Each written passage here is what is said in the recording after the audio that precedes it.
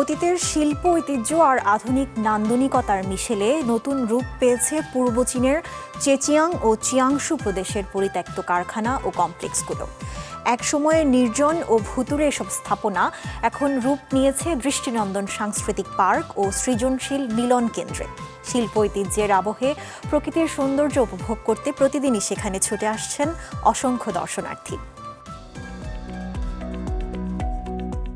চীনের চেচিয়াং প্রদেশের শাওশিং শহর।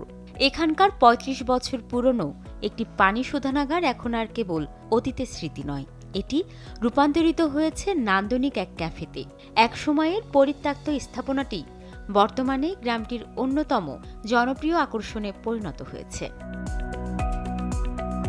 প্রতিদিন হাজারো মানুষ সেখানে ভিড় জমান। কফির কাপে চুমুক দিতে দিতে দর্শনার্থীরা উপভোগ করেন প্রকৃতির নির্মল পরিবেশ ও শিল্প ঘেঁষা আবহ। ক্যাফেটির ব্যবস্থাপক সু হাইহান জানান, দর্শনার্থীদের প্রশান্তি ও স্বস্তিদায়ক অভিজ্ঞতা দিতেই নেওয়া হয়েছে এমন উদ্যোগ। আমরা চাই দর্শনার্থীরা শিল্প ধাঁচের পরিবেশে প্রকৃতির সৌন্দর্য উপভোগ করুক। এখানে এসে তারা যেন স্বস্তিদায়ক ও চাপমুক্ত কিছু সময় কাটাতে পারে, সেটিই আমাদের লক্ষ্য।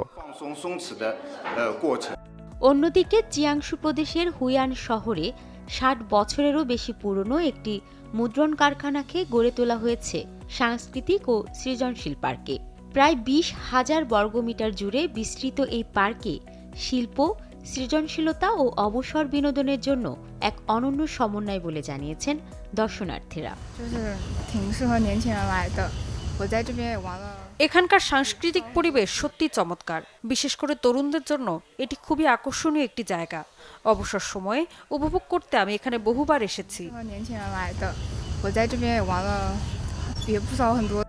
পার্কটির ব্যবস্থাপক চিং জানান, বর্তমানে এখানে ৮০টিরও বেশি ব্যবসা প্রতিষ্ঠান কার্যক্রম পরিচালনা করছে। এখন পর্যন্ত ১৯ লাখ দর্শনার্থী এই পার্ক ঘুরে দেখেছেন। এই প্রকল্পে প্রায় ১৪০ মিলিয়ন ইউয়ান বিনিয়োগ করা হয়েছে। যেহেতু এটি একটি পুরনো কারখানার সংস্কার প্রকল্প, তাই নকশায় সৃজনশীল ও আধুনিক নানা উপাদান যুক্ত করা হয়েছে। এছাড়াও স্থানীয় জনপ্রিয় ব্র্যান্ডগুলোর অংশগ্রহণে দর্শনার্থীদের জন্য তৈরি করা হয়েছে আরও আকর্ষণীয়ভাবে। পুরনো শিল্প স্থাপনাকে নতুন জীবন দেওয়ার এই উদ্যোগ এখন স্থানীয় অর্থনীতি ও পর্যটনেও নতুন সম্ভাবনার দ্বার খুলে দিচ্ছে।